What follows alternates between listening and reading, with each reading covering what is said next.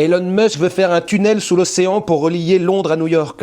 C'est quoi la prochaine idée? Un escalator pour la Lune? Ça reposerait sur un système de tubes à vide dans lesquels on ferait passer des trains à lévitation magnétique. Me demandez pas ce que c'est, j'arrive déjà pas à comprendre comment faire le détartrage de ma machine à café. Tout ce que je peux vous dire, c'est que ça va coûter 20 000 milliards de dollars. C'est cher. Je dirais même plus, c'est pas gratuit. Après 20 000 lieues sous les mers de Jules Verne, 20 000 milliards sous l'océan d'Elon Musk.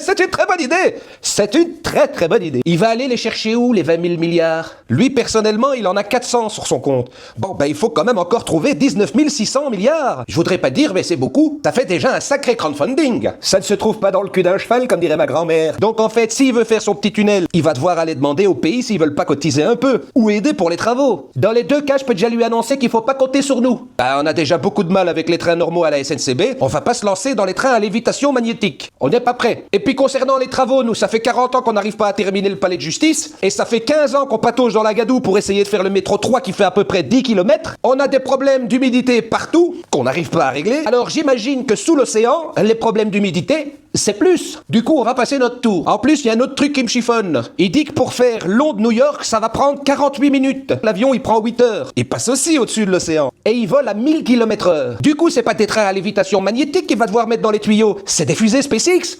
Et des petits sachets en papier pour vomir. Parce que ça risque d'aller vite. En fait, le mec, il nous annonce que son train, il va faire du 7000 km/h. Il va faire passer nos TGV modernes pour des trains à vapeur, cet imbécile. Et le pire, c'est qu'il va le faire, ce con-là. C'est ça qui est extraordinaire chez ce bonhomme. Franchement, parfois, je me pose des questions.